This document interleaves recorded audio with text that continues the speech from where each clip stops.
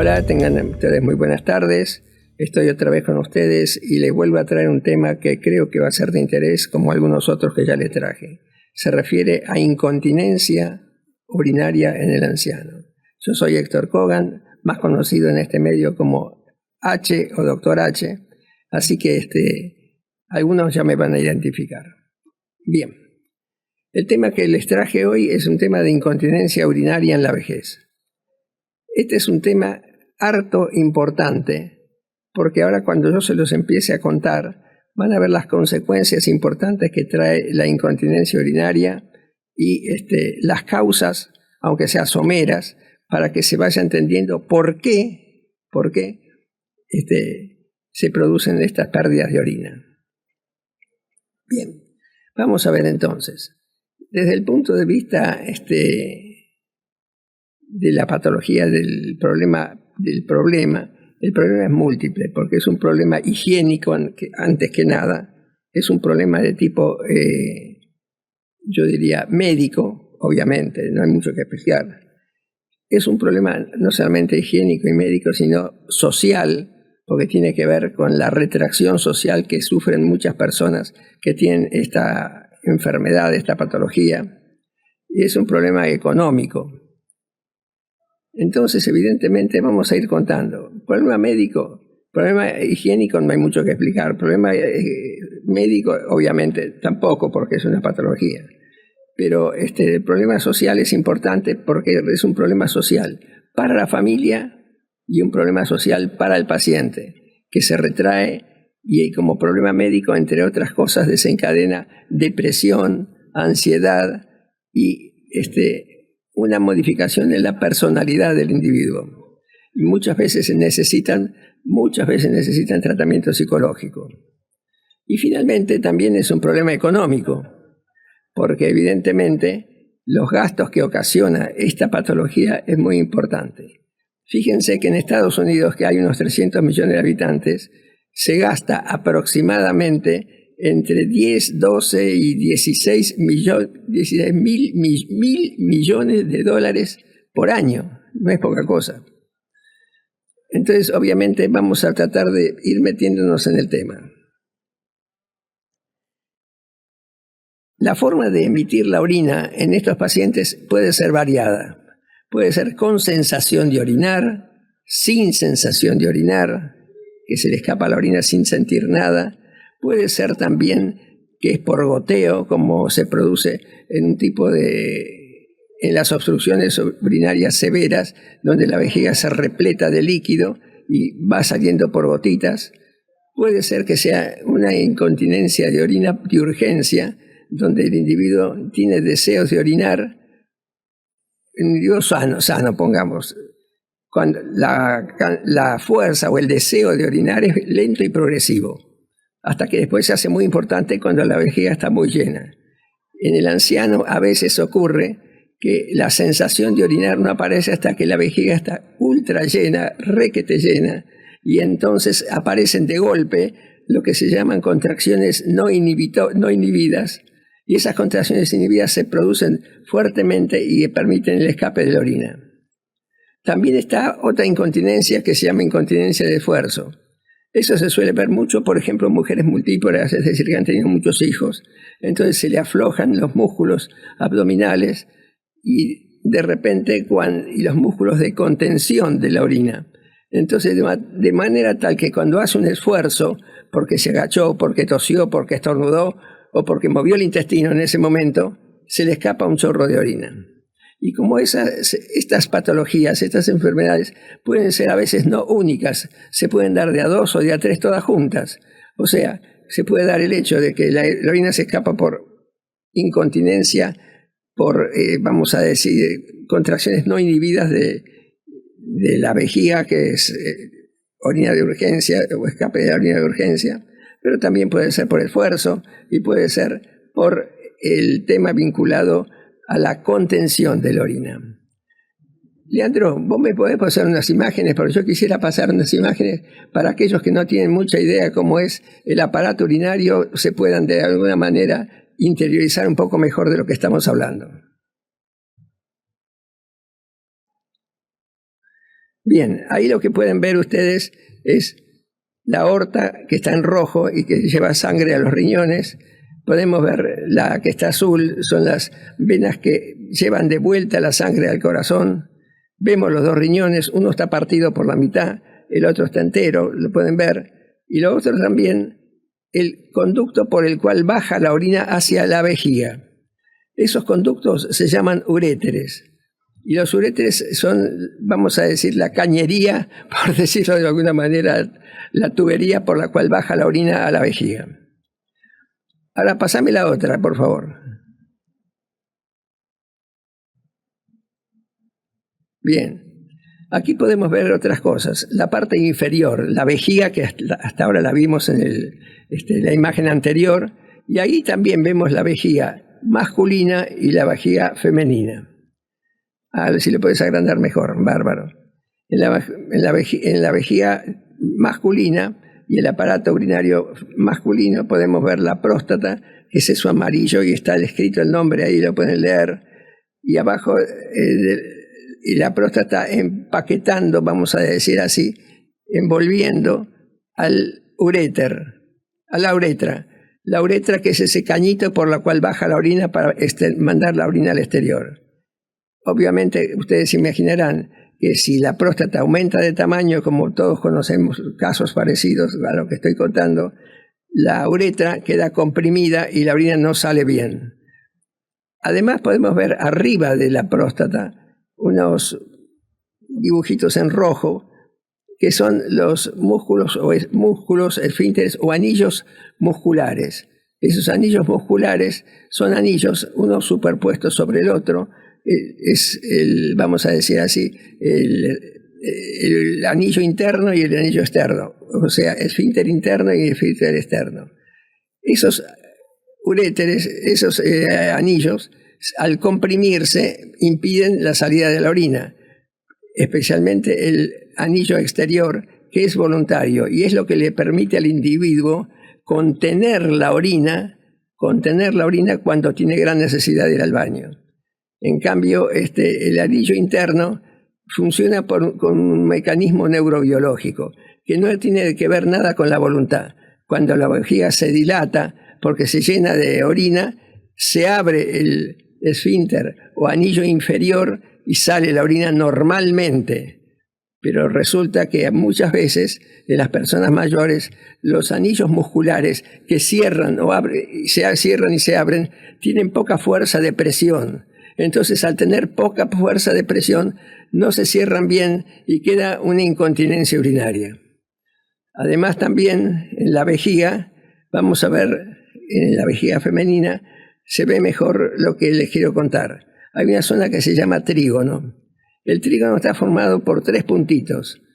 Los 2 puntitos posteriores de la vejiga son los puntitos por donde sale la orina que viene del riñón. ¿Se puede dar un poquito más volumen a esa imagen, Leandro? Ahí está, creo que sí. Gracias. Entonces, en concreto, lo importante es los 2 puntitos de arriba y el puntito de abajo, por donde sale la orina, forman un triángulo. Ustedes lo pueden ver muy bien. Ese sector se llama trígono y tiene la capacidad de ser, vamos a decir, estrógenos sensibles. Los estrógenos son las hormonas femeninas. En la mujer adulta, la mujer mayor de edad avanzada, prácticamente no tiene hormonas femeninas. Entonces ese sector que es el trígono, y ustedes lo pueden leer en el cartelito que figura ahí en la imagen, ese trígono se irrita y esa irritación da sensación de orina, necesidad de orinar y de escape de orina. Las infecciones urinarias irritan la vejiga y también producen el mismo mecanismo de escape de orina. Si los esfínteres inferiores, o vamos a decir músculos anulares o anillos, no se cierran adecuadamente, la orina también se puede escapar. Esto lo traje simplemente para que hay mucha gente que tiene noción anatómica de lo que estoy contando, pero y me entienden, pero los que no lo entienden por lo menos se llevan una imagen aproximada de lo que estamos hablando. Entonces, en concreto, vimos que hay distintas formas o distintas patologías que se producen en las vías urinarias. Vamos a decir un ejemplo para que se me entienda.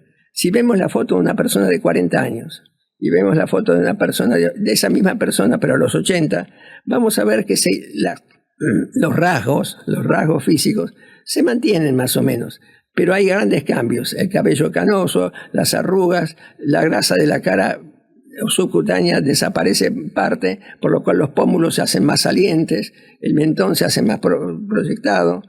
Evidentemente hay cambios anatómicos. En las vías urinarias los cambios anatómicos se acompañan de cambios funcionales, de funcionamiento del aparato urinario. Y entonces esto contribuye a las pérdidas de orina. Ahora bien, explicado esto más o menos, vamos a ver lo siguiente. No solamente las vías urinarias son responsables de estas pérdidas, sino que son los principales responsables, porque interviene la polipatología del anciano, o sea, las muchas enfermedades que suelen tener. Al tener muchas enfermedades, obviamente, colaboran con esta pérdida de orina. Por ejemplo, trastornos cognitivos, donde no está muy clara la mente del paciente y entonces no tiene capacidad de retener la orina.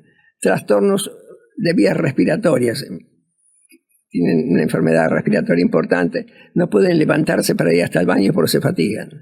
Trastornos cardíacos, por las mismas razones. Trastornos musculoesqueléticos, es decir, los huesos pueden tener artritis, artrosis, y por eso tampoco pueden ir al baño. Si un paciente tuvo un accidente cerebrovascular y tiene una hemiparálisis de medio cuerpo, tampoco puede ir al baño. Y entonces colabora con la pérdida de orina, porque no puede ir. Y si además de eso, de que tiene una pérdida de orina, por eso, si le han amputado una pierna, por ejemplo, tampoco puede ir al baño. Y todo eso colabora. Un paciente diabético descompensado, aumenta la diuresis y orina mucho. Y entonces ahí se manifiestan mucho más rápido los problemas vinculados con las vías urinarias que facilitan esa pérdida. Y ahí no termina la cosa, porque no solamente las enfermedades, las personas no videntes o que ven muy mal tampoco pueden ir al baño porque no embocan la puerta. Entonces hay que acompañarlos, otro problema nuevo. No los acompañan y le ponen el pañal. ¿Qué otro detalle? Además de eso, las barreras arquitectónicas. ¿Qué es eso, las barreras arquitectónicas? Por ejemplo, para ir al baño tienen que bajar 2 o 3 escalones. Y si tienen ya las personas mayores tienen cierto grado de inmovilidad o la posibilidad de no tener una buena estabilidad para la marcha, pueden llegar a caerse y hay que acompañarlos. Fíjense cuántas posibilidades dan. Entonces, tenemos la enfermedad propia de la vejiga, las fallas que tienen que ver con la polipatología, las fallas que tienen que ver con las barreras arquitectónicas. En el baño a veces no tienen barandas para sujetarse y poder cumplir con sus necesidades. Otro factor que juega en contra. Entonces hay que acompañarlos. Para la familia es un drama realmente ese tipo de cosas. Y además, otra cosa, hay que tener en cuenta también la polifarmacia, porque la polifarmacia hace que a veces el paciente esté un poco obnubilado o un poco no bien conectado, vamos a decir, con la realidad y que lo rodea, y entonces pierde la orina. Fíjense cuántos factores en contra existen para que se pierda la orina. ¿Y a qué voy? Voy a lo siguiente. Hay una estadística que es interesante, y hay muchas estadísticas de este tipo, que el 50% de los pacientes que tienen incontinencia urinaria, más o menos el 50%, ese 50% no fueron estudiados adecuadamente para determinar si se puede darle un tratamiento curable, un tratamiento tratable o un tratamiento o no tiene tratamiento. En general, muchos no tienen tratamiento y es por eso que muchos médicos no se esmeran demasiado de pedir todos los estudios necesarios para asegurar quiénes pueden llegar a tener una solución total, una solución parcial y quién no tiene solución. Entonces, no ponerle lo que aconsejamos a los médicos y a la familia que le pidan para que no le pongan directamente el pañal o que se lo pongan mientras tanto, pero que le hagan los estudios adecuados. Una estadística que encontré hace poco es más o menos lo que le dije, había 44% de personas que fueron estudiados profunda y adecuadamente, y el 56% que no fueron estudiados, pero todas las estadísticas oscilan en la mitad, más o menos un 50%. De todas estas cosas que les estoy contando, de todo esto que les estoy contando, ¿para qué lo conté? Le conté para que la familia tenga una idea aproximada de cuántos son los factores que intervienen en que el paciente tenga incontinencia urinaria, y basta con que falle las vías urinarias en alguno de los planos en que más o menos le conté, asociado a la polipatología, la polifarmacia que puede dar interacción medicamentosa y permitir que también pierdan la orina. Y además de eso, la falta de la presencia de barreras arquitectónicas como escaleras, un pasillo oscurecido a la noche donde no puede ir solo, hay que acompañarlo, y a veces se tiene que levantar 4, 5, 6 veces por noche el paciente. Evidentemente es un drama, así que si de 20 pacientes o de 30 pacientes encontramos 5 o 6 a los cuales se les puede dar una solución parcial o total, hay que hacerlo. Y para eso hay un montón de estudios urinarios que se hacen. Para eso hay que ponerse en contacto con el médico urólogo. Y ponerse en contacto, ¿quién? El clínico geriatra. El clínico geriatra con el urólogo en conjunto van a tratar de ir estudiando al paciente y viendo si hay alguna solución parcial, una solución total o no hay solución.